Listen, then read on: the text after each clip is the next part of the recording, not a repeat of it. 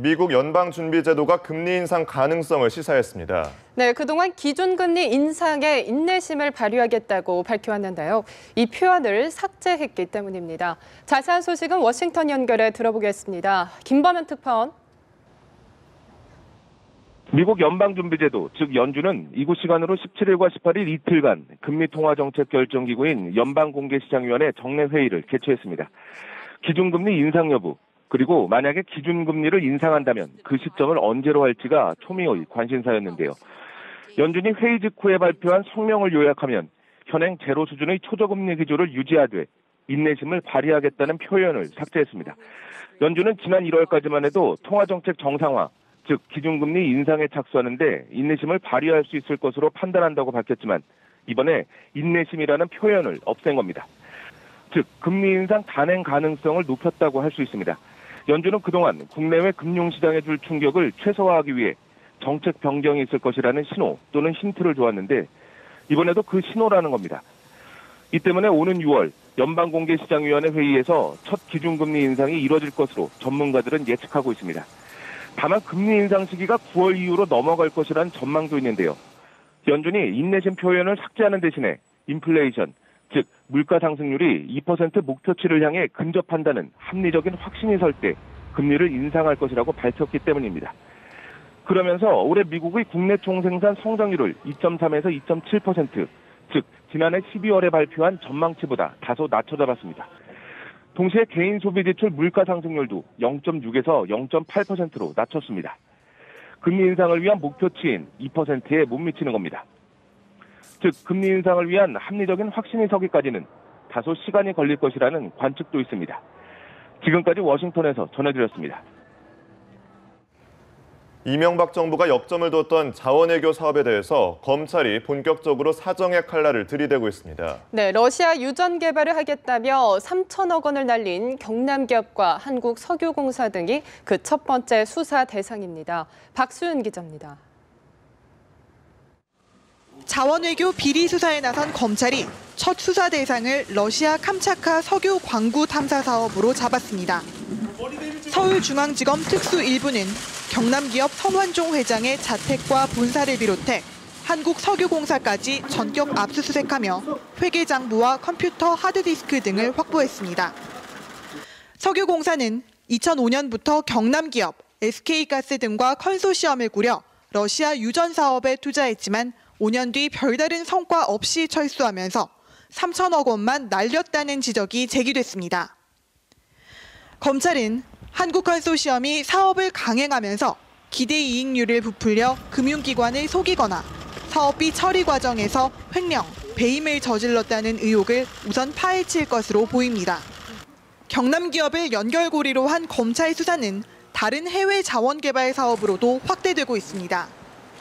경남기업 회장으로 이명박 정부 대통령직 인수위원회에서도 활동했던 성 회장은 지난 2010년 아프리카 암바토비 니켈 광산 사업에서 발을 빼면서 김신종 전 광물자원공사 사장에게 지분 매각을 청탁해 부당이득을 취했다는 의혹을 받고 있습니다.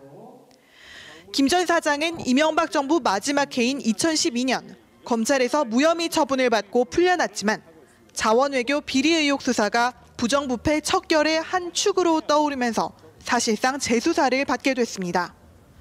연합뉴스 TV 박수윤입니다. 방위사업비리 정부합동수사단은 어제 통영함 납품비리와 관련해서 황기철 전 해군참모총장을 다시 소환했습니다. 황 전 총장은 2009년 통영함 사업자 선정 당시 방위사업청 함정사업부장으로 재직하면서 부하 직원들의 시험평가서 조작 등 비리를 지시하거나 묵인한 혐의로 전날 소환돼 조사를 받았습니다. 합수단은 황 전 총장이 부하 직원 오모 전 대령이 통영함 선체 고정 음파 탐지기 평가 결과를 위조한 정황을 미리 알고 있었는지 등을 밤늦게까지 조사했습니다. 합수단은 이르면 오늘 허위 공문서 작성 및 행사, 배임 등의 혐의로 사전 구속영장을 청구할 계획입니다.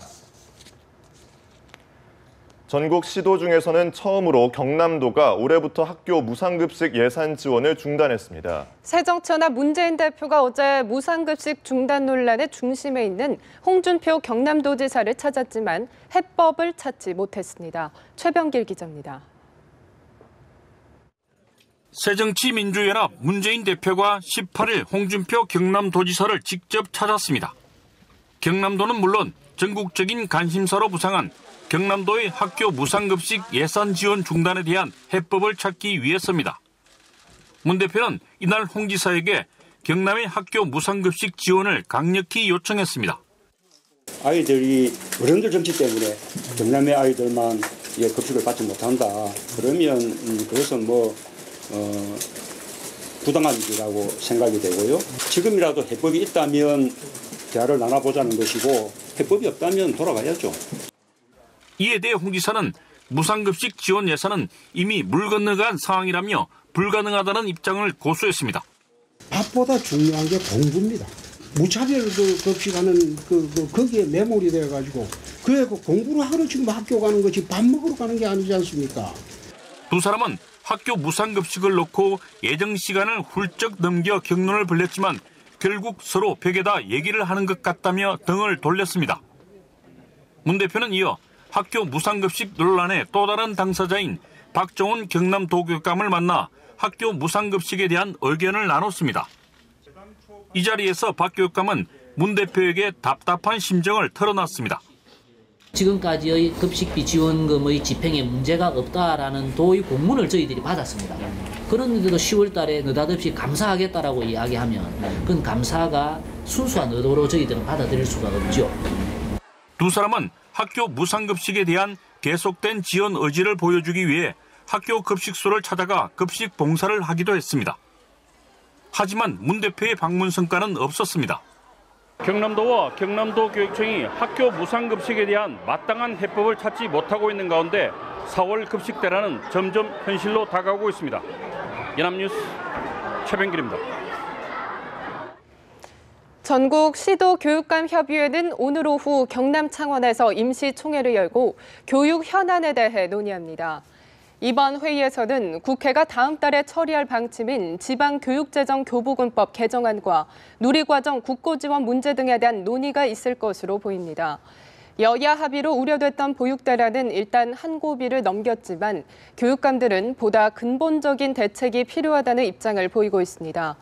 또 무상급식 지원 중단을 놓고 경남도와 갈등을 빚고 있는 경남교육청은 학교급식법 개정을 위한 건의문 채택을 안건으로 제안했습니다. 박근혜 대통령은 오늘 오전 청와대에서 제7차 무역투자진흥회의를 주재하고 중동 순방 후속 조치와 경제 활성화 방안 등을 논의합니다. 안종범 경제수석은 박 대통령은 업계 및 정부 관계자들과 중동 순방 성과를 공유하고 경제 활성화 방안을 토론할 예정이라며 이번 회의는 민관이 머리를 맞대고 경제 활성화를 논의하는 올해 첫 번째 토론회라는 의미가 있다고 밝혔습니다. 오늘 회의에서는 중동 순방 후속 조치 및 성과 확산 방안, 제조업 혁신 3.0 실행 대책, 국민 참여형 안전 대진단과 안전산업 육성 방안 등이 논의됩니다. 개성공단 북측 근로자의 임금 인상 문제를 두고 남북 당국이 한치의 양보 없는 신경전을 벌이고 있습니다. 네, 2년 전 공단 폐쇄의 악몽이 재현되는 게 아니냐는 우려가 커지고 있는 가운데 기업인들은 발만 동동 구르고 있습니다. 지성님 기자입니다. 개성공단 입주기업 대표들은 어제 개성공단을 찾아 남북 당국 간 협의를 촉구하는 내용의 건의문을 북측에 전달하려 했지만 접수를 거부당했습니다. 다만 기업인 대표들은 북측의 핵심 관계자를 만나 입주 기업들의 어려운 상황을 충분히 설명했습니다. 그 기업들의 입장과 의견을 그쪽에 그대로 전하러 갔기 때문에 그 자체는 충분히 전달됐다라고. 방북 기업인들은 북측과 허심탄회하게 얘기했고 대화 분위기도 좋았다고 밝혔습니다. 이처럼 입주 기업에겐 비교적 호의적인 북한 당국이지만 개성공단 문제와 관련해 당국 간 협의를 하자는 우리 정부의 제의에는 자존심을 내세우며 각을 세우고 있습니다. 북한의 입장은 북측 근로자 임금 인상 등 노동규정 개정은 자신들의 법적 권리라며 남측과 협의할 이유가 없다는 겁니다. 우리 정부도 임금 인상 문제는 남북이 협의해야 한다는 기존 입장에서 후퇴할 생각이 없습니다.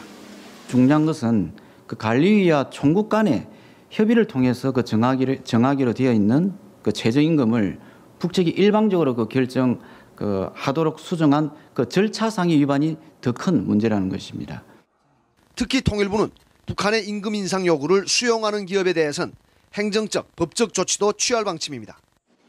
난처한 상황에 처한 개성공단 입주 기업인들은 남북 당국 간 적극적인 해법 모색을 기대하고 있습니다. 연합뉴스TV 지성림입니다.